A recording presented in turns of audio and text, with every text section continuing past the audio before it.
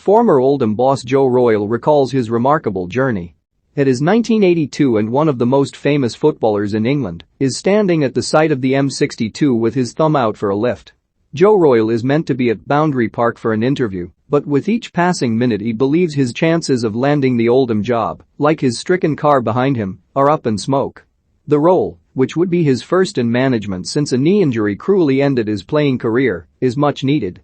This is a time well before the lavish riches of the Premier League. Royle is 33. He has a wife and 3 sons to support and a mortgage to pay. And a Labrador, he adds when we meet back in the town close to 40 years later. Quite honestly, I needed to work. I'd had a couple of offers to go and sell an insurance, but I wanted to stay in the game. What happened next was one of football's great untold stories, until now. Earlier this week, This Is How It Feels, an English football miracle, was released. Over 317, warts and all pages, it goes back to that hard shoulder and tracks the incredible 9 years that followed. By the time Neil Redfern's stoppage time penalty on the last game of the 1990-91 season clinched the second division title, Little Oldham had been propelled from a backwater club existing on tiny gates to the nation's favourite second team. In a scarcely believable 1989-90 champions Arsenal, 3-1, league leaders Aston Villa, 3-0, Southampton, 2-0, Everton, 2-1 after 2 replays, and West Ham, 6-0 in a semi-final first leg, had been blasted away on a plastic pitch that morphed into a killing field as a suddenly rampant Latics reached Wembley for the first time in their history in the League Cup and took on Manchester United in an epic FA Cup semi-final they would cruelly lose in controversial circumstances following a brutal replay. They were the best team we played all season, a shattered Sir Alex Ferguson said.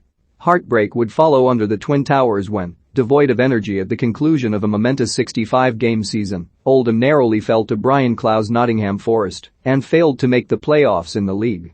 But the next year, despite the loss of some top players, promotion to the top flight was sealed. How Royle managed it all was a work of art and of car sales. I never played golf, he recalls. So when the rest of the lads were out on the course, I was at the auctions. At the peak of my career, 29 goals in a first division season for Everton along with England appearances, I was earning more from going to the auctions, buying a car, sprucing it up, and selling it again. The book tells of how Royle's salvation on that fateful first day arrived in the shape of a Liverpudlian lorry driver who took him the rest of the way. Once at the ground, which he would later christen Ice Station Zebra thanks to its Pennine foothill microclimate, he was given a warm welcome and told the job was his. And that I'd have to sell a player right away or else we'd go under, he adds. That afternoon, he spotted 2 strangers in his office. He went over to meet them, presuming they were board members he had not met yet.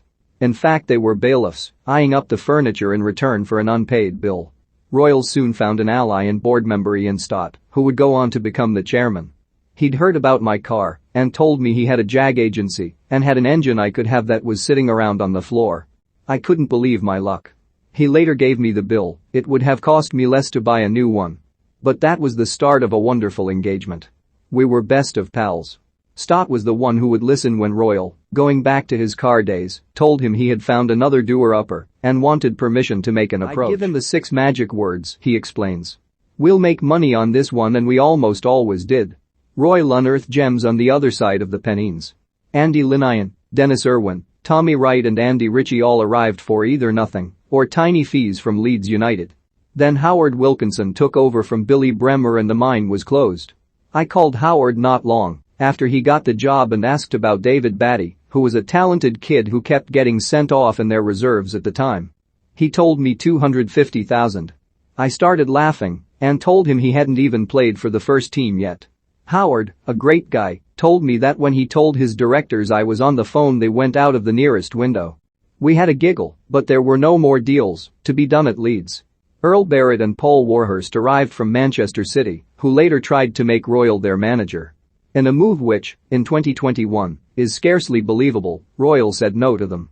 When I went to leave the meeting, then City Chairman, Peter Swales stopped me, Royle says, smiling. He said, is there anyone else in our reserves you think will make it? I had to laugh. They were sick of us nicking their best young players for nothing.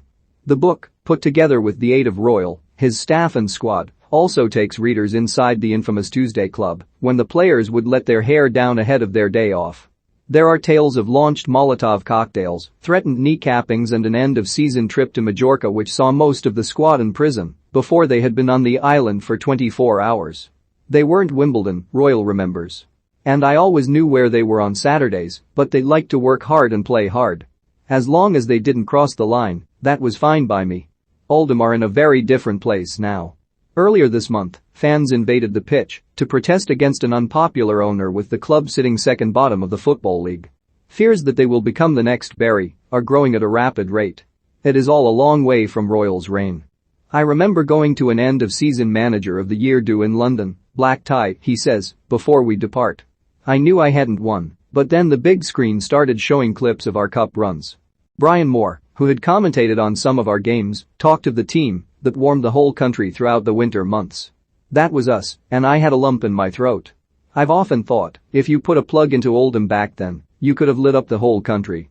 This is how it feels. An English football miracle is available at Amazon for £12.35, RRP £16.99. https://www.amazon.co.uk/this-how-feels-english-football/dp/1914197240